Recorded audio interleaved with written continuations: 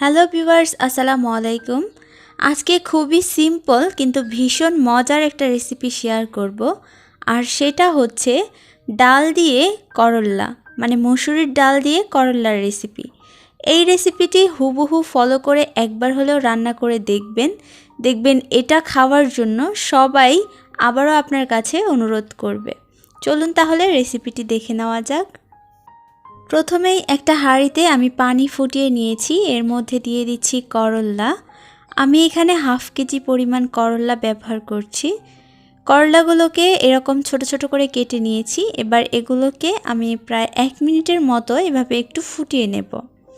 ফুটিয়ে নেওয়া হয়ে গেলে এগুলোকে একটু ঝরিয়ে নিচ্ছি ঢেলে।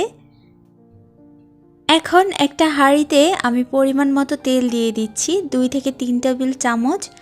আর এইখানে আমি 3টা মিডিয়াম সাইজের আলু নিয়েছি, এগুলোকে একদম পাতলা করে কেটে নিয়েছি, দেখতেই পারছেন। এখন সেই সিদ্ধ করা করল্লা এবং আলুটাকে দিয়ে দিলাম এবং একটু লবণ একটু হলুদ দিয়ে এগুলোকে ভেজে নিতে হবে। আরেকটা কথা, যাদের তিতা করল্লায় কোনো সমস্যা নেই, মানে তিতা খেতে পারেন, তারা করল্লাটা সিদ্ধ না করে নিলেও পারবেন। এখন ঢাকনা দিয়ে ঢেকে মিডিয়াম থেকে একটু হাই আঁচে এগুলোকে ভেজে নিয়েছি। করল্লা ভাজা হতে হতে আলুটাও সেদ্ধ হয়ে যাবে, কারণ আলুটা খুবই পাতলা করে দিয়েছি। ভাজা হয়ে গেছে, এখন এগুলোকে উঠিয়ে নেব এবং কড়াইতে আরেকটু তেল দিয়ে নিচ্ছি। এবার এই তেলের মধ্যে দিয়ে দেব একটা শুকনো মরিচ আর হাফ চা চামচ পরিমাণ আস্ত জিরা। এগুলোকে হালকা করে একটু ভেজে দিয়ে দিচ্ছি 4 থেকে 5টা মিডিয়াম সাইজের পেঁয়াজ। পেঁয়াজটা একটু ভালো করে নেড়ে নিচ্ছি। অবশ্যই পেঁয়াজটা একটু পরিমাণে বেশি ব্যবহার করতে হবে। এখন দিয়ে দিচ্ছি কয়েকটা ফালি করে কেটে নেওয়া কাঁচামরিচ এবং রসুনের পেস্ট ব্যবহার করতে পারেন, তবে আমি এখানে থেতো করে রসুন দিয়ে দিচ্ছি প্রায় 5 থেকে 6 কোয়া। যখন এগুলো এরকম সুন্দর ব্রাউন করে ভাজা হয়ে যাবে, তখন অল্প একটু পানি দিয়ে মশলা দিয়ে দেব।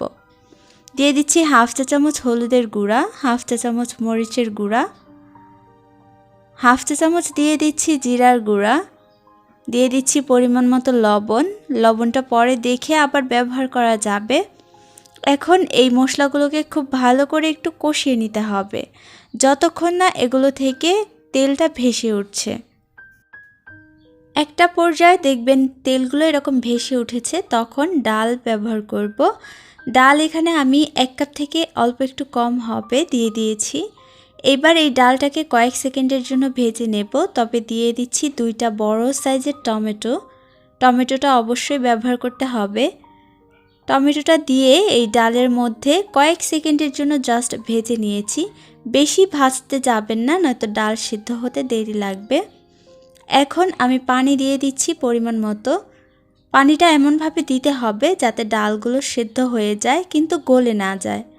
এবার ঢাকনা দিয়ে ঢেকে অপেক্ষা করছি ডালটা সেদ্ধ হওয়া পর্যন্ত। কিছুক্ষণ পর দেখতেই পারছেন ডালটা কিন্তু সেদ্ধ হয়ে গেছে। যখন ডালটা এরকম সেদ্ধ হয়ে যাবে, তখন করল্লা এবং আলুগুলো দিয়ে দিতে হবে। করল্লা এবং আলুগুলো দিয়ে ভালো করে একটু নেড়ে মিশিয়ে নেব। আরেকটা কথা, ঝোলটা কিন্তু বুঝে দিতে হবে। দেখতেই পারছেন যে ডালের যে ঝোলটা সেটা কেমন রয়েছে। এখন ঢাকনা দিয়ে ঢেকে কয়েক মিনিটের জন্য আবারও সেদ্ধ করে নিচ্ছি। কিছুক্ষণ পর ডালগুলো একদম সুন্দরভাবে সেদ্ধ হয়ে যাবে এবং করল্লা আলুটাও চেক করে নেবেন সেদ্ধ হয়েছে কিনা। অবশ্য করল্লা আলু ভাজার সময় সেদ্ধ হয়ে গেছে। এই পর্যায়ে ধনিয়া পাতা দিয়ে দিচ্ছি। আর এই ডালের যে ঝোলটা সেটা ঠিক এই রকম করে নামিয়ে নিতে হবে, নয়তো পরে কিন্তু একদম শুকিয়ে যাবে।